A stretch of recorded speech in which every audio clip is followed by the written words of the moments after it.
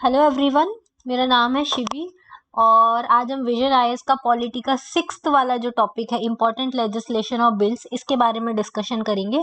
इसके पहले मैं 5 वीडियो अपलोड कर चुकी हूँ। पहला कॉन्स्टिट्यूशन के ऊपर जो भी करंट अफेयर्स था उसके बारे में हम लोगों ने देखा था। सेकंड हमारे फंक्शंस ऑफ पार्लियामेंट और स्टेट लेजिस्लेटिव में जो होते हैं उसके बारे में डिस्कशन किया था। थर्ड हमारा था सेंट्रल स्टेट रिलेशंस के ऊपर। फोर्थ था जुडिशियरी के ऊपर। फिफ्थ था इलेक्शंस के ऊपर। फिफ्थ टॉपिक तक हमारा सारा कवर हो चुका है। जो बच्चे ये करंट अफेयर्स इसी पॉलिटी का पीटी 365 चाहिए, वहां से देखना चाहते हैं, तो विजन आईएएस का पॉलिटी का पीटी 365 आप गूगल पे सर्च करेंगे तो आपको इजीली मिल जाएगा और इजीली आप उसको डाउनलोड, उसकी पीडीएफ को डाउनलोड करके वहां से रिवाइज कर सकते हैं। ठीक है, ये एक समरी वीडियो जिसमें हम क्या करेंगे, जो समरी है पूरी सारे टॉपिक्स की उसको एक्सप्लेन करेंगे, रिवाइज करेंगे। जिसको समझ में नहीं आ रहा है वो यहाँ से समझ सकता है। और ये किसके लिए इंपॉर्टेंट है? कोई भी बच्चा जो यूपीएससी की तैयारी कर रहा है, स्टेट पीएससी एग्जाम्स की तैयारी कर रहा है, एसएससी की एग्जाम की तैयारी कर रहा है, उन सब के लिए ये बहुत इंपॉर्टेंट सीरीज होने वाली है। इसमें पूरा 1 ईयर का करंट अफेयर लिया हुआ है, इवन मोर देन 1 ईयर, मई 2020 से लेके सितंबर 2021 तक का पूरा करंट अफेयर्स हम लोग कवर करेंगे। ठीक है, अभी हमारा जो सीरीज चल रहा है उसमें हम पॉलिटी का कवर कर रहे हैं। इसके बाद नेक्स्ट जो है वो एनवायरमेंट एंड इकोलॉजी वाला टॉपिक होगा। ठीक है, और मे बी इकोनॉमी भी हो सकता है, जो बच्चे डिमांड करेंगे उसके ऊपर हम लोग आगे का डिस्कशन करेंगे। ठीक है, इतना समझ में आया? चलिए स्टार्ट करते हैं आज हमारे इम्पोर्टेंट लेजिस्लेशंस और बिल्स के बारे में। ठीक है, अब सबसे इम्पोर्टेंट लेजिस्लेशन या बिल जो न्यूज में रहा था वो था राइट टू इंफॉर्मेशन एक्ट। ठीक है, राइट टू इंफॉर्मेशन एक्ट क्यों न्यूज में रहा था? तो रिसेंटली पार्लियामेंट ने इनेक्ट किया है right to information amendment act 2019। मतलब जो आरटीआई है, आरटीआई कब रिलीज हुआ था आपको पता होगा, 2005 में रिलीज हुआ था। अब उसमें अमेंडमेंट किया है आरटीआई एक्ट 2019 में। अब कौन कौन से अमेंडमेंट किए वो हमारे लिए इंपॉर्टेंट है एग्जाम के लिए। ठीक है, डायरेक्टली क्वेश्चन आ सकता है इस वाले पार्ट से, तो ध्यान से सुनिएगा। पहले जो है इसमें क्या चेंज किया गया है, रिमूवल ऑफ फिक्स्ड टर्म। जो पहले फिक्स्ड टर्म का प्रोविजन था उसको हटा दिया गया है। आरटीआई एक्ट के थ्रू जो सीआईसी, चीफ इंफॉर्मेशन कमीशन, और इंफॉर्मेशन कमीशन होते थे सेंट्रल एंड स्टेट लेवल पे, will hold office for a term of 5 years. ठीक है, आरटीआई के अंदर जो भी चीफ इंफॉर्मेशन कमीशन और इंफॉर्मेशन कमीशन होते थे वो 5 साल का उनका टेन्योर होता था। लेकिन इस अमेंडमेंट ने ये प्रोसेस को हटा दिया है। अब क्या बोल दिया है कि ये बोला है कि जो सेंट्रल गवर्नमेंट है वो नोटिफाई करेगी इनका टर्म। किसका टर्म? सीआईसी, मतलब चीफ इंफॉर्मेशन कमीशन और इंफॉर्मेशन कमीशन का जो टेन्योर है वो किसके हाथ में आ गया है? सेंट्रल गवर्नमेंट के हाथ में आ गया है। ये अगर आप द हिंदू डेली बेसिस पे फॉलो करते हो तो आपको पता होगा, ये काफी कंट्रोवर्सी में रहा था कि सेंट्रल अपने कंट्रोल में कैसे ले सकती है। ठीक है, दूसरा था डिटर्मिनेशन ऑफ सैलरी। पहले जो आरटीआई एक्ट 2005 था उसके अकॉर्डिंग जो सीआईसी की सैलरी होती थी वो किसकी इक्वल होती थी? चीफ इलेक्शन कमिश्नर के इक्वल होती थी। हाँ, और आईसी मतलब इंफॉर्मेशन कमीशन की सैलरी जो होती थी वो इलेक्शन कमिश्नर के इक्वल होती थी। बट अब क्या चेंज किया गया है, इन दोनों की जो सैलरी है सीआईसी की और आईसी की, वो किसके इक्विवेलेंट कर लिया है? सॉरी, सिमिलरली नहीं, सॉरी, स्टेट लेवल, ये तो सेंट्रल लेवल पे था। ठीक है, अब स्टेट लेवल पे भी जो सीआईसी और आईसी होते थे उनकी सैलरी किसकी इक्वल होती थी? जो सीआईसी की सैलरी स्टेट लेवल पे इक्वल होती थी वो इलेक्शन कमिश्नर की इक्वल होती थी, और इंफॉर्मेशन कमिश्नर की जो सैलरी होती थी वो chief secretary of state government की इक्वल होती थी। ठीक है, इतना समझ में आया? अब अमेंडमेंट जो है वो क्या करता है, उसने वापस इसमें भी कंट्रोल लेके आया। अब ये जो सैलरी है वो कौन डिटरमाइन करेगा? सेंट्रल गवर्नमेंट डिटरमाइन करेगी कि कितनी सैलरीज और कितने अलावेंस देने हैं और टर्म्स एंड कंडीशंस क्या रखनी है सेंट्रल एंड स्टेट सीआईसी और आईसीस की। समझ में आया? दो चीजें की हैं। पहले तो क्या किया है, फिक्स्ड टर्म को रिमूव कर दिया है। अब कौन टर्म डिसाइड करेगा? सेंट्रल गवर्नमेंट करेगा। दूसरा, उनकी जो सैलरी एंड अलावेंस है उनको भी कौन डिसाइड करेगा? सेंट्रल गवर्नमेंट डिसाइड करेगा। ठीक है, ये दो मेजर चेंजेस किए गए हैं। इससे रिलेटेड क्वेश्चंस आपसे एमसीक्यूज में पूछा जा सकता है। और remove the provision regarding the deductions in salary. ये जो प्रोविजन था पहले सैलरी को डिडक्ट करने का वो भी हटा दिया गया है। सीआईसी, आईसी, स्टेट सीआईसी और IC due to the pension और any other retirement benefit received by them for their previous government. ठीक है, गवर्नमेंट सर्विसेज, CIC, IC, इन सबको जो पेंशन और अदर रिटायरमेंट बेनिफिट्स मिलते थे, अब वो सारे डिडक्शंस को भी क्या कर दिया गया है, हटा दिया गया है। ठीक है, अब RTI एक्ट 2005 क्या होता है इसके बारे में देखेंगे। बहुत ज्यादा इंपॉर्टेंट चेंजेस, इनको आपको नोट डाउन करके रख लेना है अपनी नोटबुक में। अब RTI एक्ट 2005 ओरिजिनली क्या था उसके बारे में हम देखेंगे। RTI एक्ट मतलब क्या होता है, राइट टू इन्फॉर्मेशन, मतलब हमको राइट है कि हमको जो इन्फॉर्मेशन गैदर करनी है वो हमको मिल जाए। ठीक है, ये क्या करता था, governance citizen centric by equipping citizen with the power to seek information from public authority. ये सिटीजन्स को पावर देता है कि वो किसी भी पब्लिक अथॉरिटी से इंफॉर्मेशन सीक कर सकते हैं, मतलब इंफॉर्मेशन निकलवा सकते हैं। ठीक है, और साथ में ये मैकेनिज्म देता था grievance redressal to the citizen which are who are denied any information. अगर कोई भी ऐसी इन्फॉर्मेशन जो सिटीजन्स तक नहीं पहुंच रही है, उनके ग्रीवेंस को रिड्रेसल करने का ये मैकेनिज्म देता है। जिससे क्या होता है, कोई भी ग्रीवेंस है मान लो फॉर एग्जाम्पल, और उसकी इन्फॉर्मेशन किसी सिटीजन को चाहिए, तो RTI एक्ट के थ्रू वो इन्फॉर्मेशन सिटीजन को मिल सकती है और उसका जो ग्रीवेंस है वो रिड्रेस हो सकता है, मतलब उसको खत्म किया जा सकता है। नेक्स्ट है, RTI applicant is not required to give any reason for seeking information. जो इंसान RTI फाइल कर रहा है उसको कोई रिक्वायरमेंट नहीं है कि वो अपना रीजन दे कि मैंने क्यों इन्फॉर्मेशन मांगी है। ठीक है, public authority mandated to proactively disclose certain information.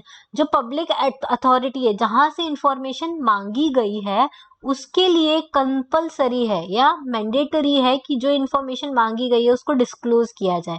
जैसे कि किसी पब्लिक अथॉरिटी का क्या फंक्शन है उसके बारे में मांगी गई है, स्ट्रक्चर मांगा गया है, पावर्स एंड ड्यूटीज मांगी गई है किसी ऑफिसर की, एम्प्लॉय फाइनेंशियल इंफॉर्मेशन मांगी गई है, तो वो भी मैंडेटरी है कि पब्लिक अथॉरिटी को रिलीज करना पड़ेगा। ठीक है, under section 2H of the RTI act, public authority includes any authority. अब ये जो पब्लिक, कौन कौन सी पब्लिक अथॉरिटी के ऊपर RTI एक्ट लगेगा, तो किसी भी अथॉरिटी, कोई भी बॉडी, कोई भी इंस्टीट्यूशन जो गवर्नमेंट ने स्टैब्लिश किया है या फिर जो कॉन्स्टिट्यूट हुआ है सॉरी, ठीक है, वो पब्लिक अथॉरिटी में आता है। कौन कौन सा, देखो, बाय और अंडर द कॉन्स्टिट्यूशन। बाय और अंडर द कॉन्स्टिट्यूशन मतलब ऐसी बॉडीज जो कॉन्स्टिट्यूशन में मेंशन है, जैसे कि इलेक्शन कमीशन ऑफ इंडिया हो गया, ठीक है, CBC हो गया, CIC तो इंफॉर्मेशन ही प्रोवाइड करता है, फिर नीति आयोग हो गया, ऐसे कोई भी बॉडी जो कॉन्स्टिट्यूशन में बनाई गई है, और जैसे NCSC हो गया, NCBC हो गया, ये सारी जो भी बॉडीज है कॉन्स्टिट्यूशन में है, वो सब हमको क्या कर सकती हैं, इंफॉर्मेशन, हम उनसे इंफॉर्मेशन ले सकते हैं। ठीक है, और कोई भी बॉडी जो लॉ के थ्रू बनाई गई है, लॉ के थ्रू बनाई गई है, CBC, वो कॉन्स्टिट्यूशन में मेंशन नहीं है, सेंट्रल विजिलेंस कमीशन, फिर CBI, ठीक है, ये सारी जो बॉडीज होती है वो पार्लियामेंट के थ्रू बनाई गई है। By any other law made by the state legislature, कोई भी बॉडी जो स्टेट लेजिस्लेचर ने बनाई है। बाय नोटिफिकेशन इशूड और order made by the appropriate government, कोई गवर्नमेंट ने ऑर्डर देके कोई बॉडी बनाई है तो उससे भी हम क्या कर सकते हैं, इंफॉर्मेशन सीक कर सकते हैं। Authorities responsible for supplying information, कौन कौन सी अथॉरिटीज रिस्पॉन्सिबल होती है जो इंफॉर्मेशन को सप्लाई करेंगी। ठीक है, पब्लिक, अब देखो, पब्लिक अथॉरिटीज में डेजिग्नेट किया जाता है एक ऑफिसर जिसको बोलते हैं हम पब्लिक इंफॉर्मेशन ऑफिसर। ये पब्लिक इंफॉर्मेशन ऑफिसर जो होता है वो ही क्या करेगा, हमको, उसकी रिस्पॉन्सिबिलिटी है कि वो हमको इंफॉर्मेशन को सप्लाई करे। ये जो PIOs होते हैं, पब्लिक इंफॉर्मेशन ऑफिसर, ये mandated to supply the information sought within 30 days. Public information officer को विद इन 30 डेज जो इंफॉर्मेशन मांगी गई है वो देनी होती है, और अगर किसी इंसान की लाइफ और लिबर्टी से रिलेटेड कोई इन्फॉर्मेशन मांगी गई है तो उसको कितने टाइम में करना होता है, 48 आवर्स में प्रोवाइड करना होता है। समझ में आया इतना। अब अपील मैकेनिज्म क्या होता है, if the information not provided, अगर अपील कैसे कर सकते हैं, अगर मान लो हमने जो इन्फॉर्मेशन मांगी है वो हमको स्पेसिफाइड टाइम पीरियड में नहीं मिली है, तो जो RTI एप्लीकेंट है वो अपील फाइल कर सकता है against the decision of PIO। मतलब किसके अगेंस्ट में, ये पब्लिक इंफॉर्मेशन ऑफिसर जो है उसके अगेंस्ट में क्या कर सकता है, अपील कर सकता है कि इन्होंने मेरे को इंफॉर्मेशन प्रोवाइड नहीं की है। फर्स्ट अपील अथॉरिटी कौन है, the first appeal lies with in the public authority itself. ठीक है, पहली जो अपील है वो पब्लिक अथॉरिटी के पास ही है। The first appellate authority happens to be an officer senior in rank to the central public information officer. और किसको अपील कर सकता है, जो हाईएस्ट रैंक का ऑफिसर होगा, सेंट्रल पब्लिक इंफॉर्मेशन ऑफिसर, उसको कर सकते हैं। ठीक है, फाइनल अपीलेट अथॉरिटी कौन सी होती है, CYS इंफॉर्मेशन कमीशन, ठीक है। सेंट्रल या स्टेट का इंफॉर्मेशन जो कमीशन होता है वो फाइनल अपीलेट अथॉरिटी होता है। क्लियर है इतना? जिसी के हेड होते हैं chief information commission and information commission, ठीक है। चलिए, इतना समझ में आया कि क्या क्या चेंजेस हुए हैं। तो ये याद रखिएगा, फिक्स्ड टर्म और सैलरी को चेंज करके किसके हाथों में आ गई? सेंट्रल गवर्नमेंट के हाथों में आ गई है। और कोई भी पब्लिक अथॉरिटी से हम इंफॉर्मेशन सीख कर सकते हैं, और कितने दिन में वो इंफॉर्मेशन हमको मिल जानी चाहिए? 30 डेज में मिल जानी चाहिए। और पब्लिक लाइफ एंड लिबर्टी से रिलेटेड है तो कितने टाइम में मिल जानी चाहिए? 48 आवर्स में मिल जाना चाहिए। क्लियर है इतना? चलिए, नेक्स्ट रिलेटेड न्यूज क्या क्या रही हैं वो हम देख लेते हैं। Recently parliament committee on the personal public grievances law and justice has decide to review the working of CIC and the state CIC, ठीक है। इसके लिए जो भी वर्किंग है सेंट्रल इंफॉर्मेशन कमीशन और स्टेट इंफॉर्मेशन कमीशन, उसकी रिव्यू करना है किसके लिए? Personal public grievances law and justice के लिए, ठीक है। Central and state information commission क्या होता है? ये स्टैट्यूटरी बॉडीज होती हैं जिसको कॉन्स्टिट्यूट किया गया था RTI एक्ट 2005 के अंडर में। समझ में आया? CIC एंड SIC जो है वो इंफॉर्मेशन कमीशन है, किसके अंडर स्टैब्लिश किया गया था? RTI एक्ट 2005 के अंडर इनको स्टैब्लिश किया गया था, ठीक है। ये जो होती है वो फाइनल अपीलेट अथॉरिटी होती है RTI एक्ट की।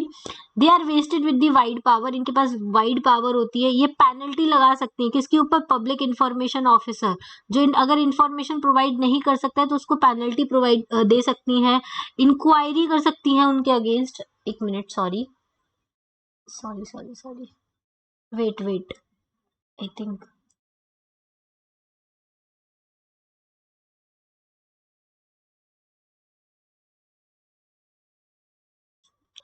इंफॉर्मेशन अगेंस्ट में, पब्लिक इंफॉर्मेशन ऑफिसर के अगेंस्ट में। CIC को क्या रिक्वायर्ड है कि वो अपनी रिपोर्ट, एनुअल रिपोर्ट जो है वो किसको सबमिट करे? पार्लियामेंट को सबमिट करे। और स्टेट इंफॉर्मेशन किसको सबमिट करेगा? स्टेट लेजिस्लेचर को सबमिट करेगा। हाउएवर ये जो एनुअल रिपोर्ट्स होती है वो रेयरली डिस्कस्ड होती है पार्लियामेंट और स्टेट लेजिस्लेचर में, raising question over the efficacy of the information law RTI, ठीक है। क्योंकि बहुत ही कम डिस्कशन होता है इनके ऊपर, लेकिन उनका राइट है कि वो एनुअल रिपोर्ट सबमिट करें किसको? पार्लियामेंट को और स्टेट लेजिस्लेचर को। Now for the first time the functioning of this body वो directly scrutinize by a parliamentary committee. कभी इनकी न्यूज को डिस्कस नहीं किया जाता, लेकिन पहली बार ऐसा हो रहा है कि इन बॉडी को स्क्रूटनाइज किया जा रहा है। किसके थ्रू? Parliamentary committee. हमने इसके पहले वाले लेक्चर में देखा था दो तरह की पार्लियामेंट कमिटी होती है, एक होती है स्टैंडिंग कमिटी, ठीक है, दूसरी होती है अडहॉक कमिटी, ठीक है। ये इन दोनों का नेचर क्या है वो आप मुझे कमेंट बॉक्स में बताइए। आपने अगर प्रीवियस लेक्चर देखा होगा तो आपको इसका मतलब पता होगा, ठीक है। अगर नहीं देखा है तो आपको लिंक मिल जाएगी डिस्क्रिप्शन बॉक्स में, और नहीं तो प्लेलिस्ट में आप जाके विजन IAS PT 365 का पूरा प्लेलिस्ट बना हुआ है, वहां से भी आप देखकर चेकआउट कर सकते हैं। अच्छा, more on the central information commission इसमें लिखा हुआ है। देखो, सेंट्रल इंफॉर्मेशन कमीशन में होता कौन कौन है? पहले तो एक चेयरमैन होते हैं, ठीक है, जिनको हम सेंट्रल इंफॉर्मेशन कमिश्नर बोलते हैं, और 10 से कम मेंबर्स होते हैं, मतलब टोटल 10 मेंबर्स होना चाहिए। मोर देन 10 इंफॉर्मेशन कमीशन नहीं हो सकते, ठीक है। लेस देन 10 इंफॉर्मेशन, इक्वल और लेस होते हैं, ठीक है, लेस देन इक्वल होते हैं। अब they are appointed by the president. ये क्यों? इनको कौन अपॉइंट करता है? प्रेसिडेंट अपॉइंट करता है। किसकी रिकमेंडेशन पे? एक कमिटी की रिकमेंडेशन पे। देखो, पॉलिटी में आपने ना एक चीज पढ़ी होगी, constitutional body and non constitutional body, ठीक है, दो ये है होती है, ठीक है। नॉन कॉन्स्टिट्यूशनल बॉडीज में आता है ये चीफ इंफॉर्मेशन कमीशन, CIC का कैसे होता है, ऐसे CVC का भी आता है, कौन अपॉइंट करता है, कितना टेन्योर होता है, इन सब के बारे में हमको पॉलिटी में पढ़ा हुआ है। हम सिर्फ यहाँ पे रिवाइज कर रहे हैं इससे रिलेटेड, क्योंकि ये न्यूज में था तो इससे रिलेटेड क्वेश्चन बनने की प्रोबेबिलिटी बहुत ज्यादा है, ठीक है। तो एक कमिटी होती है, उसमें कौन कौन होता है, कौन कौन मेंबर्स होते हैं वो हम देख लेते हैं। प्राइम मिनिस्टर होते हैं एज अ चेयरपर्सन। दूसरा, लीडर ऑफ अपोजिशन होते हैं, कहाँ के? लोकसभा के। तीसरा, यूनियन कैबिनेट मिनिस्टर होता है, जिसको कौन अपॉइंट करता है? PM अपॉइंट करता है। ये जो 3 मेंबर की कमेटी होती है वो आपस में मिलकर डिसाइड करती है कि किसको चीफ इंफॉर्मेशन कमिश्नर बनाना चाहिए, और उसको अपॉइंट कौन करेंगे? प्रेसिडेंट अपॉइंट करेंगे। क्लियर है इतनी बात? और जो इंफॉर्मेशन कमिश्नर बनेंगे वो कैसे पर्सन होने चाहिए? पर्सन जिनको अच्छा खासा नॉलेज हो पब्लिक लाइफ का, वाइड नॉलेज एक्सपीरियंस हो law and science and technology का, सोशल सर्विसेज का, मैनेजमेंट का, जर्नलिज्म का, मास मीडिया का और एडमिनिस्ट्रेशन एंड गवर्नेंस का। क्लियर है इतना बात कि चीफ इंफॉर्मेशन कमिश्नर को कौन अपॉइंट करता है? प्रेसिडेंट अपॉइंट करते हैं। किसके रिकमेंडेशन से? 3 मेंबर कमेटी होती है जिसमें पीएम होते हैं, लीडर ऑफ अपोजिशन होते हैं लोकसभा के और यूनियन कैबिनेट मिनिस्टर्स होते हैं। ठीक है, और ये जो मेंबर्स को हम अपॉइंट करेंगे उनको नॉलेज किसका होना चाहिए? साइंस एंड टेक्नोलॉजी का, सोशल सर्विसेज का, मैनेजमेंट का, जर्नलिज्म का और गवर्नेंस का नॉलेज होना चाहिए। This shall not be a member of parliament and member of legislature. जो जिसको मेंबर बनाया जाएगा वो एमपी और एमएलए नहीं होना चाहिए, ना ही किसी स्टेट का, ना ही किसी यूनियन टेरिटरी का। ठीक है, ना ही वो कोई ऑफिस ऑफ प्रॉफिट होल्ड करना चाहिए और ना ही वो किसी पॉलिटिकल पार्टी का मेंबर होना चाहिए। ठीक है, इतना क्लियर है? Next, they are not eligible for reappointment. एक बार वो चीफ इंफॉर्मेशन कमिश्नर बन गया उसके बाद वापस से वो रीअपॉइंट नहीं हो सकता चीफ इंफॉर्मेशन कमिश्नर की पोस्ट पर। समझ में आया? लेकिन अगर वो इंफॉर्मेशन कमिश्नर है तो वो चीफ इंफॉर्मेशन कमिश्नर की पोस्ट के लिए एलिजिबल है। क्लियर है इतना? आया समझ में चीफ इंफॉर्मेशन कमिश्नर का क्या काम होता है? तो ये आरटीआई एक्ट से रिलेटेड पूरा न्यूज था, इसको हम बाद में एक बार रिवाइज भी करेंगे। ठीक है, जिससे आपको वापस से रिकॉल हो जाए। सेकंड वाला जो हमने देखा था वो देखा था consumer protection act 2019। Consumer protection act 2019 ने किसको रिप्लेस किया है? पहले का जो एक्ट था 1986 एक्ट, उसको रिप्लेस किया है। कॉमर्स एंटिटीज क्या होती हैं? They are required to provide information. देखो, ये जो ई कॉमर्स एंटिटीज होती है उनको क्या क्या इंफॉर्मेशन प्रोवाइड करनी होती है? रिटर्न कैसे आप प्रोसीड करेंगे, रिफंड, एक्सचेंज, वारंटी, गारंटी क्या है आपकी, delivery, shipment, modes of payment, grievance redressal mechanism होता है। जैसे कोई प्रोडक्ट खराब आता है तो उसमें कॉन्टैक्ट नंबर होता है, कॉन्टैक्ट अस करके। ठीक है, पेमेंट मेथड कैसे करना है, स्क्रूटनी अगर payment method, security of payment method. ऐसा नहीं कि आज हमने इससे 400 रुपए का पेमेंट किया फिर पता चला दूसरे दिन हमारे अकाउंट से 4000 रुपए गायब हो गए। ठीक है, ये सब नहीं होना चाहिए। कंट्री ऑफ ओरिजिन बताना है जो भी ई कॉमर्स वेबसाइट है उसको। ठीक है, ये सारी चीजें। E commerce platform have to acknowledge the receipt of any consumer complaint within 48 hours. E commerce platform है, उनको जो भी है वो रिसीप्ट देनी पड़ेगी कंज्यूमर कंप्लेंट की within 48 hours and redress the complaint within 1 hour. जो भी कंप्लेंट आई है उसको 1 मंथ में क्या करना पड़ेगा? रिड्रेस करना पड़ेगा from the date of receipt under this act. For this purpose they need to appoint a grievance redressal officer. एक ग्रीवेंस रिड्रेसल ऑफिसर होना चाहिए। Sellers cannot refuse to take back goods or withdraw services or refuse refunds। ठीक है, जो भी seller है उसको कोई प्रोडक्ट रिटर्न बैक के लिए वो रिफ्यूज नहीं कर सकता है, कभी भी विड्रॉ के सर्विस विड्रॉ के लिए भी नहीं कर सकता है, रिफंड्स को रिफ्यूज नहीं कर सकता है कि हम रिफंड नहीं करेंगे। If such goods or services are defective, deficient, delivery late, if they do not meet the description on the platform, ठीक है, sellers can refuse to take back seller cannot refuse to take back goods or withdraw services or refuse fund if such goods are defective। जो sellers है वो मना नहीं कर सकता, refuse नहीं कर सकता गुड्स को वापस लेने में अगर वो सर्विसेज जो है वो डिफेक्टिव है या उसको डिलीवरी लेट हुई है। ठीक है, समझ में आया? The rules also prohibit the e commerce companies from the manipulating the price of the goods और services to gain unreasonable profit. E commerce कंपनियां जो है वो अपने हिसाब से मनचाहा प्रॉफिट ऐड नहीं कर सकती हैं। ठीक है, introduction to the concept of product liability. Manufacturer और प्रोडक्ट सर्विस प्रोवाइडर और product seller to be responsible to compensate for injury. देखो, प्रोडक्ट की जो लाइबिलिटी है, प्रोडक्ट की वजह से अगर कुछ भी इंजरी होती है या कुछ डैमेज कॉज होता है या डिफेक्टिव प्रोडक्ट होता है तो उसकी रिस्पॉन्सिबिलिटी किसके अंदर आएगी? प्रोडक्ट सेलर के ऊपर आएगी। पनिशमेंट का भी प्रोविजन है इसमें। क्या है? Punishment bye competent court for manufacture और द सेल ऑफ अडल्ट्रेट और स्पूरियस गुड। अगर मैन्युफैक्चरर ने कोई अडल्ट्रेट गुड बनाया तो उसके लिए उसको पनिशमेंट भी दी जाएगी। The court may, in case of first conviction, suspend any license issued to the person for a period of up to 2 years. In case of second, he cancel the license। अगर पहली बार ऐसी गलती होती है तो सिर्फ 2 साल के लिए वो क्या कर सकता है? उसका लाइसेंस कैंसिल कर सकता, सस्पेंड कर सकता है। लेकिन अगर सेम चीज वो दूसरी बार करता है तो उसका लाइसेंस जो है वो क्या कर दिया जाएगा? कैंसिल कर दिया जाएगा। क्लियर है इतना? दूसरे प्रोविजंस क्या है? There will be no fee for filing cases up to ₹5 lakh. 5 lakh तक का कोई केस है तो आपको उसके लिए कोई फी देने की जरूरत नहीं है। क्लियर है इतना? The amount due to unidentifiable consumer will be credited to the consumer welfare fund. जो अनआइडेंटिफिएबल कंज्यूमर्स है वो उनको क्रेडिट मिलता है तो वो कहाँ जाएगा? कंज्यूमर वेलफेयर फंड में जाएगा। ठीक है। इसके अलावा it provides for central consumer protection council as an advisory body. ठीक है, एडवाइजरी बॉडी की तरह काम करेगी, जो क्या करेगी? एडवाइस करने का काम करेगी। और इसको हेड कौन करेगा? Union minister of consumer affairs, food and public distribution. ठीक है, with the minister of the state as the vice chairperson. और उसके जो मिनिस्टर ऑफ स्टेट होते हैं वो वाइस चेयरपर्सन होंगे और 34 अदर मेंबर्स होंगे। इतना क्लियर है? इसके आगे रिलेटेड न्यूज है। तो अभी तक हम लोगों ने क्या पढ़ा कंज्यूमर प्रोटेक्शन एक्ट में, कि इसमें बहुत सारे चेंजेस किए गए हैं। ओके, चलिए नेक्स्ट हम देखेंगे रिलेटेड न्यूज क्या है। Consumer protection e commerce rule I. देखो, ई कॉमर्स आप लोगों ने देखा होगा कोविड-19 की वजह से बहुत ज्यादा तेजी से इनका यूज होना बढ़ा है।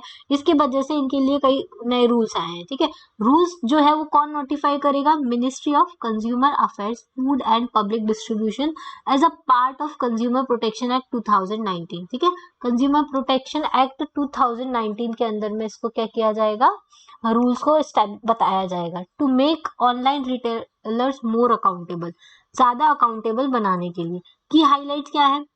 रूल जो किसके लिए एप्लीकेबल है? टू ऑल इलेक्ट्रॉनिक रिटेलर, सारे ई रिटेलर्स के लिए अवेलेबल है। ठीक है, जो भी इंडिया में रजिस्टर्ड है और अब्रॉड में रजिस्टर्ड है। ठीक है, सारे गुड्स जो भी सोल्ड होते हैं online through the market place और इन्वेंट्री लेड मॉडल्स, वो सारे गुड्स कवर होंगे। In a market place model third party seller list and sell goods, example जैसे ईबे करता है वैसे। जैसे इन्वेंट्री मॉडल में कौन से? Platform stock goods and sell online, that is there are no multiple seller selling one product, example Jabong. ठीक है, देखो ईबे में क्या होता है? थर्ड पार्टी जो सेलर होता है वो ही जो गुड्स होता है उनको सेल करता है। इन्वेंट्री मॉडल में क्या होता है? एक ही साइट पे बहुत सारे डिफरेंट सेलर्स जो होते हैं वो एक ही प्रोडक्ट को सेल करते रहते हैं। ठीक है, जैसे जेबोंग हो गया।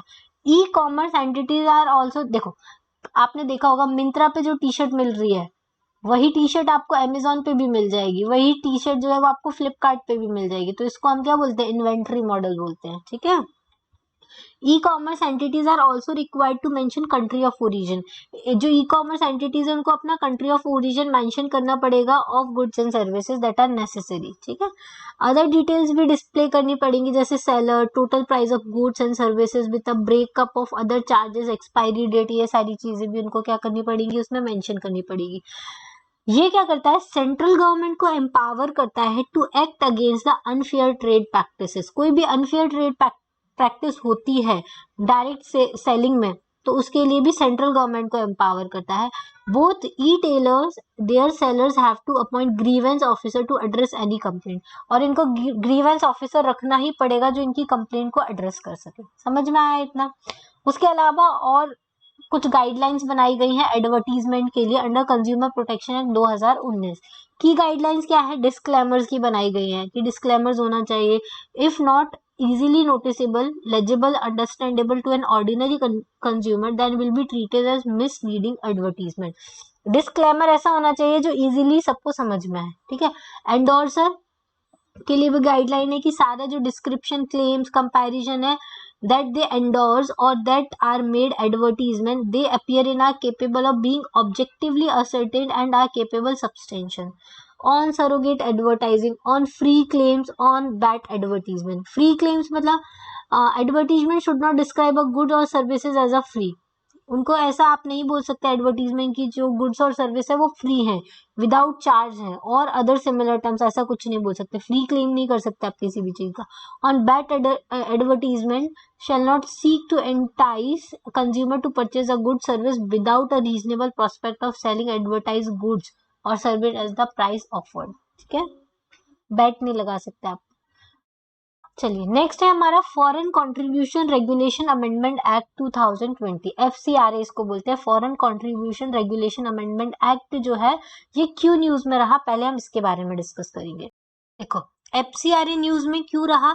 FCRA न्यूज में इसका बिल पास किया 2020 बाय द पार्लियामेंट। कौन से रूल को? 2010 के लॉ को अमेंड किया गया है।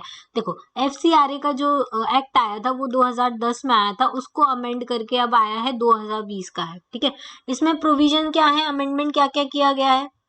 देखो prohibition to accept the foreign contribution, जो फॉरेन से कॉन्ट्रीब्यूशन आती है ना उनको एक्सेप्ट करने से प्रोहिबिट किया गया है। किस किस को किया गया है, इस एक्ट के अंदर जो भी इलेक्शन कैंडिडेट्स हैं वो फॉरेन कॉन्ट्रीब्यूशन नहीं ले सकते हैं, एडिटर और पब्लिशर जो न्यूज़पेपर के वो भी नहीं ले सकते हैं, जजेस भी नहीं ले सकते हैं, गवर्नमेंट सर्वेंट्स भी नहीं ले सकते हैं, ना ही लेजिस्लेचर का कोई भी मेंबर, ये सारे जो है वो फॉरेन कॉन्ट्रीब्यूशन को एक्सेप्ट नहीं कर सकते हैं।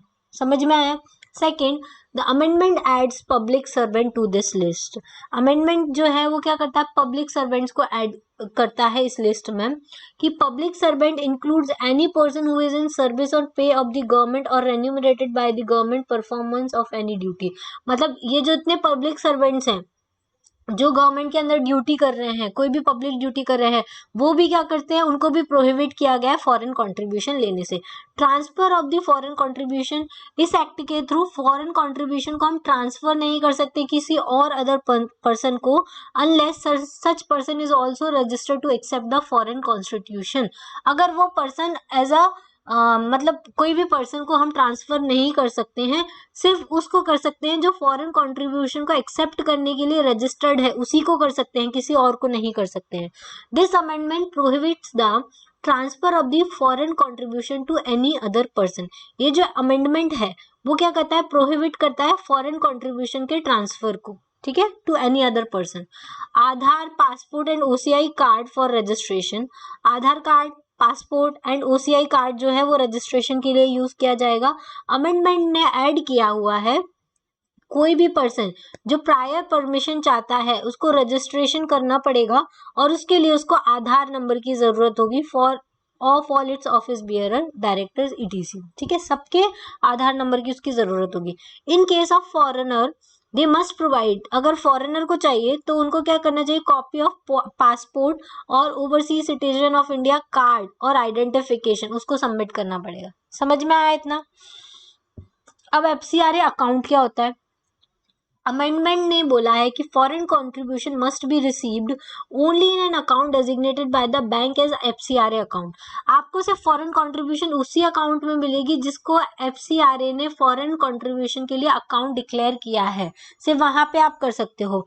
और ये जो अकाउंट है वो सिर्फ कहाँ पर खोले जाएंगे, state bank of India new Delhi में खोले जाएंगे as notified by the central government. ऐसा सेंट्रल गवर्नमेंट जहाँ पे नोटिफाई करेगी state bank of India new Delhi में, वहीं पर सिर्फ आपको क्या मिलेगा, FCRA अकाउंट मिलेगा।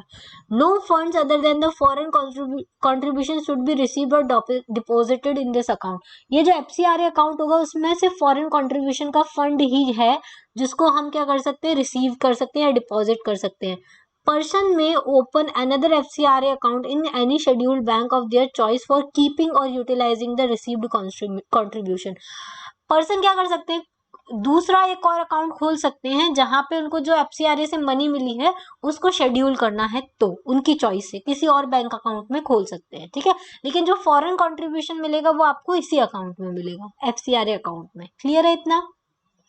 Restriction in utilization of foreign contribution, जो भी फॉरेन कंट्रीब्यूशन मिली आप उसको किस काम में यूज कर सकते हैं। ठीक है, if a person accepting foreign contribution is found guilty for violating any provision of the act, the unutilised foreign contribution में बी यूटिलाइज्ड। ठीक है, only with the prior approval of the central government. Foreign contribution को आप सिर्फ जो prior approval है central government की उससे ही यूज कर सकते हो। अमेंडमेंट ने ये भी बोला है कि गवर्नमेंट जो है वो आपको रिस्ट्रिक्ट कर सकती है अनयूटिलाइज फॉरेन कंट्रीब्यूशन को यूज करने में। मतलब देखो FCRA अकाउंट में मान लो आपके 5,000 रुपए पड़े हैं, ठीक है, उसमें से आपने 2,000 निकाल लिए हैं, 3,000 भी आपके अनयूटिलाइज है, तो इनको भी सेंट्रल गवर्नमेंट फ्यूचर में कभी भी मना कर सकती है कि आप इस मनी को यूज नहीं कर सकते हो। ठीक है, any further of such person based on the summary inquiry and pending any other inquiry. अगर कोई इंक्वायरी इसके ऊपर पेंडिंग है तो renewable of the license. License कैसे रिन्यूएबल होगा, कोई भी person who has given a certificate of registration must renew the certificate within the 6 month of expiration. 6 महीने में उसको अपना लाइसेंस रिन्यू कराना पड़ेगा। अमेंडमेंट में बोला गया है गवर्नमेंट में conduct an inquiry before renewing the certificate. Government जो है वो आपके सर्टिफिकेट के रिन्यू करने के पहले इंक्वायरी कर सकती है कि आपने FCRA का सही से यूज किया है या नहीं किया है, ये सारी कंडीशन जो भी स्पेसिफाइड है FCRA एक्ट में वो फुलफिल हो रही हैं या नहीं हो रही है, तो उसके लिए रिन्यू करने के पहले उसको क्या कर सकती है, इंक्वायरी कर सकती है। Reduction in the use of foreign contribution for administrative purpose. Administrative purpose के लिए फॉरेन कंट्रीब्यूशन का यूज करना इन्होंने रिस्ट्रिक्ट किया है। कैसे? कोई भी पर्सन जिसको फॉरेन कंट्रीब्यूशन मिलता है वो उस कंट्रीब्यूशन का must not use more than 50% of the contribution for meeting administrative expenses. मतलब आपको 5,000 रुपये मिले थे ना, उसमें से सिर्फ आप 2,500 रुपये तक ही यूज कर सकते हो, उसके ज्यादा आप यूज नहीं कर सकते। सॉरी, 2,500 तक ही यूज कर सकते हो, उससे ज्यादा आप यूज नहीं कर सकते। Amendment reduces this limit to 20%। पहले 50% कर सकते थे, अब कितना कर दिया इसको, 20% कर दिया है। ठीक है, समझ में आया? 20% कर दिया। सस्पेंशन ऑफ द रजिस्ट्रेशन, जो रजिस्ट्रेशन है उसको सस्पेंड करने का काम। Under the act the government में suspend the registration of a person for a period not exceeding 180 days. ये जो एक्ट है गवर्नमेंट का वो क्या करता है, रजिस्ट्रेशन को सस्पेंड कर सकता है नॉट एक्सीडिंग 180 डेज। लेकिन अमेंडमेंट ने बोला है कि सच सस्पेंशन में extended up to an additional 180 days. पहले सिर्फ आपको 180 डेज के लिए सस्पेंड किया जा सकता था, लेकिन अब ये जो सस्पेंशन है वो 180 डेज से भी ज्यादा हो सकता है। ठीक है, एक बार रिवाइज करो, समझ में आएगा। देखो, FCRA मतलब फॉरेन कंट्रीब्यूशन कौन रिसीव कर सकता है, उसके लिए नए अमेंडमेंट्स लेके आया है। अब अमेंडमेंट में क्या किया है, पब्लिक सर्वेंट्स को भी ऐड कर दिया है, फॉरेन कंट्रीब्यूशन नहीं ले सकते उसमें भी। फॉरेन कंट्रीब्यूशन किसी दूसरे को ट्रांसफर नहीं कर सकते हो। ठीक है, can not be transfer to any other person. Aadhaar card, passport या फिर OCI कार्ड होना चाहिए। ठीक है, आधार कार्ड होना चाहिए। FCRA अकाउंट, फिर FCRA अकाउंट खुलवाते हैं, उसी में हम सिर्फ क्या ले सकते हैं, फॉरेन कंट्रीब्यूशन ले सकते हैं। और ये FCRA अकाउंट कहाँ खुलेगा, state bank of India new Delhi की उस ब्रांच पे खुलेगा जहां पे सेंट्रल गवर्नमेंट नोटिफाई करेगा। ठीक है, कोई भी फंड फॉरेन कंट्रीब्यूशन के अलावा यहाँ पे ना रिसीव कर सकते हैं ना ही डिपॉजिट कर सकते हैं। पर्सन चाहे तो अपने FCRA अकाउंट की जो मनी है उसको किसी और बैंक में शेड्यूल करके अपनी चॉइस से ले सकता है। ठीक है, रिस्ट्रिक्शन जो भी यूटिलाइजेशन है फॉरेन कंट्रीब्यूशन का उसको भी रिस्ट्रिक्ट किया गया है। अमेंडमेंट ने क्या किया है, usage of unutilised foreign contribution. अगर आपने कोई ऐसा, आपके जो फॉरेन कंट्रीब्यूशन आया है उसमें अनयूटिलाइज्ड है तो उसमें भी कुछ इंक्वायरी करना, उसको कुछ पेंडिंग इंक्वायरी है तो उस केस में वो गवर्नमेंट उसको रिस्ट्रिक्ट कर सकती है। लाइसेंस को रिन्यू कराना होता था 6 महीने के अंदर। अब अमेंडमेंट में ऐड किया गया है कि गवर्नमेंट जो है लाइसेंस के रिन्यू कराने के पहले क्या कर सकती है, इंक्वायरी बिठा सकती है कि आपने सारी स्पेसिफाइड कंडीशन फुलफिल की है या नहीं की है। अब पहले जब फॉरेन कंट्रीब्यूशन था एडमिनिस्ट्रेटिव पर्पस के लिए वो 50% था, अब इसको घटा के कितना कर दिया है, 50 से 20% कर दिया है। मतलब आप 20% ही यूज कर सकते हो। समझ में आया? सस्पेंशन ऑफ रजिस्ट्रेशन, पहले रजिस्ट्रेशन को कितने दिन के लिए सस्पेंड किया जा सकता था, 180 डेज के लिए किया जा सकता था। अब क्या कर दिया, इसको बढ़ा दिया गया। अब हम FCRA के बारे में देख लेते हैं। FCRA जो है वो क्या करता है, रेगुलेट करता है flow of foreign funds to the voluntary organization. Foreign funds को वॉलंटरी ऑर्गेनाइजेशन में फ्लो करने का काम करता है।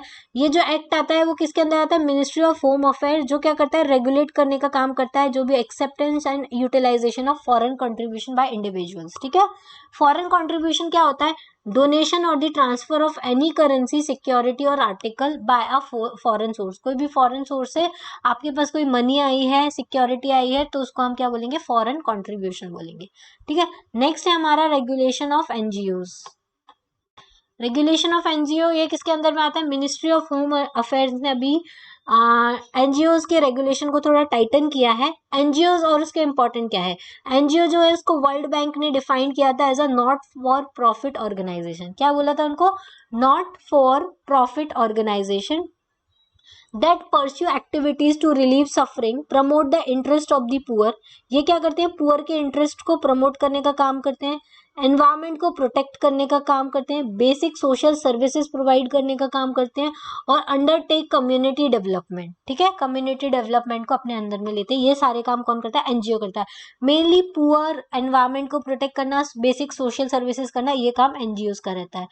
ये जो ऑर्गेनाइजेशन होती है वो गवर्नमेंट का पार्ट नहीं होती है, बट एक लीगल स्टेटस होता है और ये रजिस्टर्ड ऑर्गेनाइजेशन होती है एज अ ट्रस्ट या सोसाइटी की तरह या प्राइवेट लिमिटेड होती है, जो नॉन प्रॉफिट कंपनी होती है। ठीक है, कॉन्स्टिट्यूशनली एनजीओ को किस किस पार्ट में बैकअप मिलता है? एक तो आर्टिकल 19 में, आर्टिकल 43 में और कॉन्करेंट लिस्ट में। आर्टिकल 19 में क्या बोलता है कि इनको राइट है कि राइट टू फॉर्म एसोसिएशन, इसके अंदर एनजीओ आते हैं।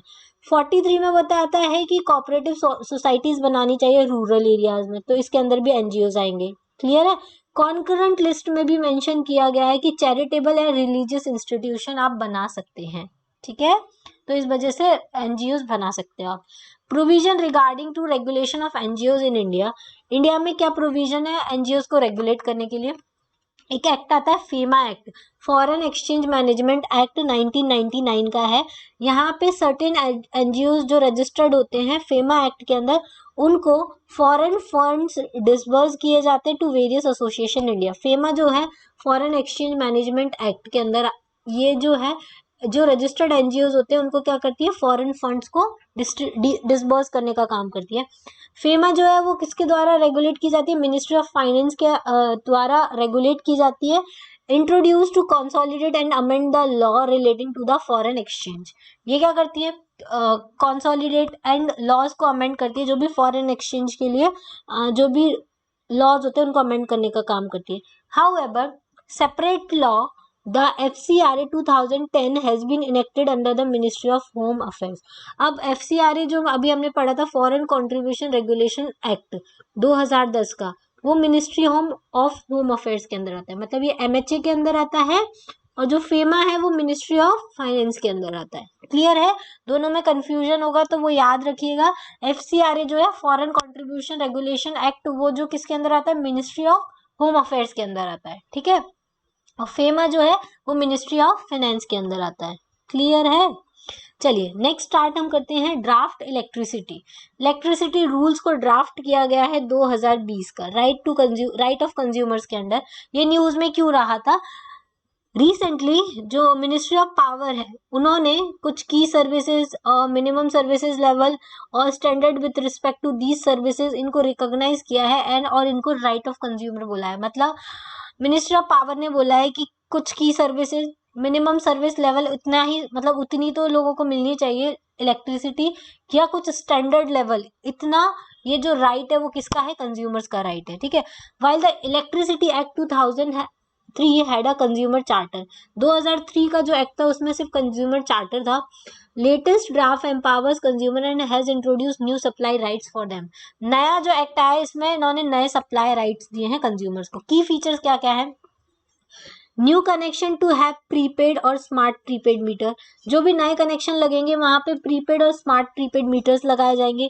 रिलायबिलिटी ऑफ सर्विसेज, मतलब 24/7 पावर सप्लाई दिया जाएगा, क्योंकि ये कंज्यूमर का राइट है, उनको इलेक्ट्रिसिटी मिलनी चाहिए। कुछ जगह कट ऑफ हो सकता है कंज्यूमर का, लाइक एग्रीकल्चर। ठीक है, कंपनसेशन टू द कंज्यूमर, अगर कंज्यूमर कुछ कंप्लेन करता है तो कंपनसेशन भी दिया जाएगा। अगर कोई सप्लाई नहीं हो रहा है इलेक्ट्रिसिटी का तो उसको कंपनसेशन दिया जाएगा।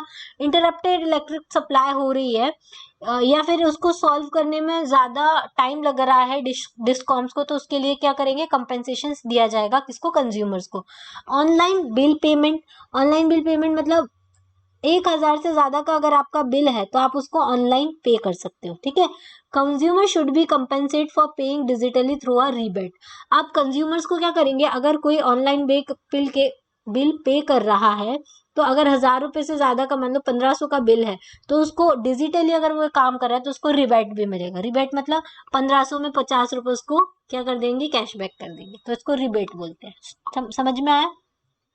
इलेक्ट्रिसिटी प्रोज्यूमर, प्रोज्यूमर एक फेनोमिना होता है जहाँ पे electricity consumer also become a supplier, मतलब जो इलेक्ट्रिसिटी कंज्यूम कर रहा है वो सप्लायर भी बन सकता है। Anyone can setup a renewable system, कोई भी अपने घर में एक रिन्यूएबल सिस्टम बना सकता है, एनर्जी जनरेट कर सकता है और उसको क्या कर सकता है, डिस्कॉम को ही सोल्ड कर सकता है। तो एनर्जी कंज्यूमर जो है वो क्या बन जाएगा, सप्लायर बन जाएगा। अदर इंपॉर्टेंट एक्ट, बिल्स और न्यूज में रहे वो कौन से हैं, देखो, cigarette and other tobacco products, prohibition of advertisement and regulation of trade and commerce, production, supply and distribution amendment bill 2020। ठीक है, सिगरेट और अदर टोबैको प्रोडक्ट्स के एडवर्टीजमेंट और ट्रेड रेगुलेशन पे क्या लगाया गया है, प्रोहिबिशन लगाया गया है। Ministry of health and family welfare ने कुछ अमेंडमेंट्स किए हैं। पहला, लीगल स्मोकिंग एज की जो लीगल एज थी अभी 18 थी, अब इसको कितना कर दिया, 21 ईयर्स कर दिया। मतलब जो 21 साल के बच्चे हैं, बच्चे तो नहीं है, 21 साल से ऊपर के जो लोग हैं वही जो स्मोक करेंगे वो लीगल है।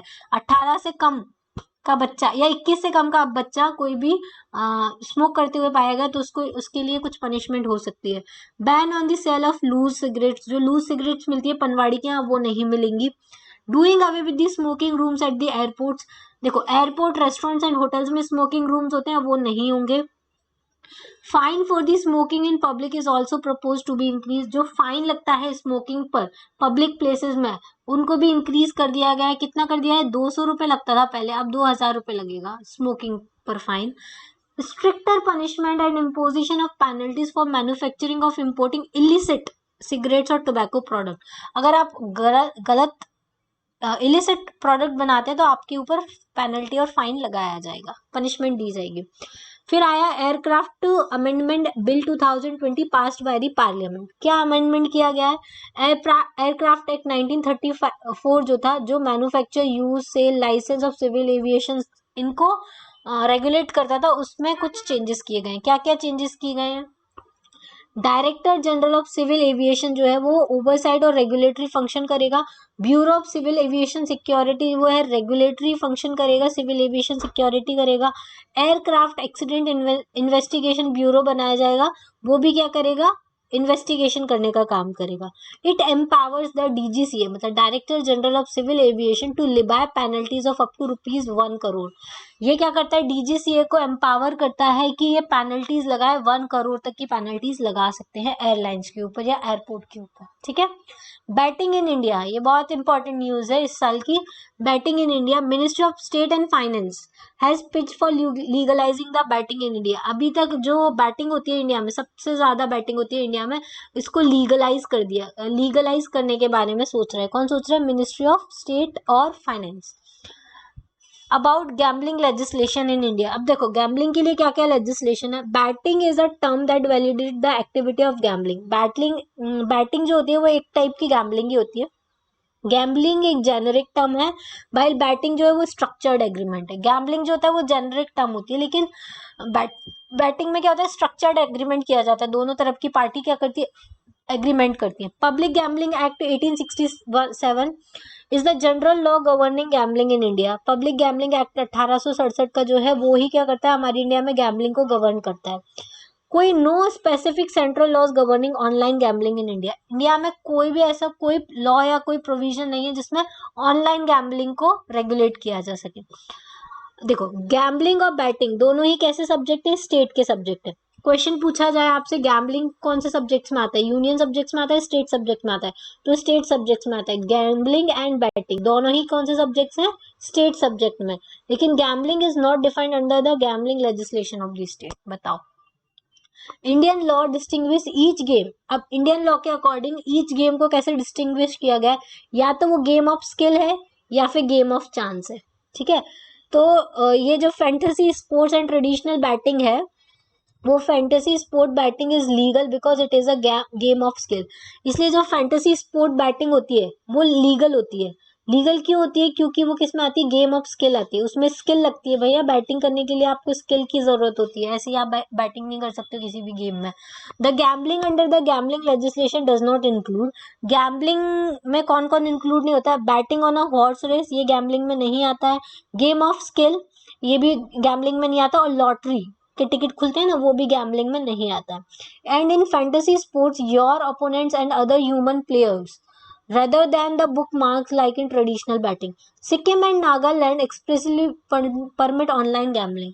जो सिक्किम और नागालैंड ये दो स्टेट्स हैं जिन्होंने क्या किया, ऑनलाइन गैम्बलिंग को परमिट कर दिया है, ठीक है। Country like Australia, United kingdom, south Africa, Sri Lanka, New Zealand, ये सब लोग भी क्या कर रहे हैं, गैम्बलिंग को, बैटिंग को रेगुलराइज करने का और लीगलाइज करने का ट्राई कर रहे हैं, ठीक है। इस डायरेक्शन में कुछ स्टेप्स ले रहे हैं। जस्टिस लोधा कमेटी जो बनी थी, ये देखो ये बहुत इंपॉर्टेंट है, जस्टिस लोधा कमेटी 2015 में बनी थी। इन्होंने बोला था कि जो बैटिंग है क्रिकेट की उसको लीगलाइज कर देना चाहिए। किसने बोला था, जस्टिस लोधा ने बोला था 2015 में कि बैटिंग को क्या कर देना चाहिए, लीगलाइज कर देना चाहिए। लेकिन जो मैच फिक्सिंग होती है, उसको क्रिमिनल ऑफेंस बनाना है, ठीक है, क्रिमिनल ऑफेंस होता है वो। मैच फिक्सिंग को क्रिमिनल ऑफेंस बनाना, बैटिंग को लीगलाइज कर देना है। This was recently echoed by the law commission in 276 report, और इसी चीज को लॉ कमीशन ने उठाया है उसकी 276 रिपोर्ट में। क्लियर है इतना, ठीक है। आज के लिए इतना ही, और इसके पहले एक बार मैं आपको रिवाइज करा लेती हूँ। आज का लेक्चर थोड़ा लेंदी था क्योंकि टॉपिक इसके बहुत लेंदी थे, लेजिस्लेशन और बिल से रिलेटेड टॉपिक था, इस वजह से। तो क्या हो गया, एक सेकेंड वेट। देखो हमने पहले देखा था आरटीआई एक्ट के बारे में, तो दो चेंजेस किए हैं हमने। देखा था फिक्स्ड टर्म को चेंज कर दिया है और सैलरी एंड अलाउंस को चेंज कर दिया, और अब वो किसके अंदर में आ गए, सेंट्रल गवर्नमेंट के अंदर में आ गए हैं, ठीक है। क्लियर है। आरटीआई एक्ट में और हमने देखा था कि जो लास्ट फाइनल अथॉरिटी होती है वो होती है सेंट्रल और स्टेट इंफॉर्मेशन कमीशन होती है। कोई भी बॉडी से हम इंफॉर्मेशन सीख कर सकते हैं, उसके लिए कोई भी पब्लिक अथॉरिटी को हमको इन्फॉर्मेशन प्रोवाइड करनी पड़ेगी। चीफ इंफॉर्मेशन कमीशन को कौन अपॉइंट करता है, प्रेसिडेंट अपॉइंट करते हैं, ठीक है। किसकी रिकमेंडेशन से, 3 मेंबर कमेटी होता है जिसमें पीएम होते हैं, लीडर ऑफ अपोजिशन होते हैं लोकसभा के, और कोई एक कैबिनेट मिनिस्टर होते हैं। इनके कहने पर जो है प्रेसिडेंट क्या कर सकते हैं, अपॉइंट कर सकते हैं। फिर हमने देखा था कंज्यूमर प्रोटेक्शन एक्ट 2019 का। ये कंज्यूमर एक्ट जो है उसमें क्या किया गया है, बहुत सारी चीजें चेंज की गई, जैसे regulator, central consumer protection authority बनाई गई है। अब कंज्यूमर जो है अपने ऑफिस से भी क्या कर सकता है, कंप्लेंट फाइल कर सकता है, ठीक है। और कंप्लेंट, कोई कंपेंसेशन को क्या कर सकता है, डिमांड कर सकता है। और बहुत सारे रूल्स बनाए गए हैं ई कॉमर्स के लिए, और सेटलमेंट भी कर सकता है किसके थ्रू, मीडिएशन के थ्रू। मीडिएशन अलाउड कर दिया गया है, ये याद रखिएगा। और इसके अलावा और इम्पोर्टेंट क्या था इसमें, हाँ, जो भी केस वो फाइल कर सकता है 5 लाख तक, वो उसमें कोई फी चार्जेस नहीं रहेंगे, ओके। पनिशमेंट भी इसमें दी गई है।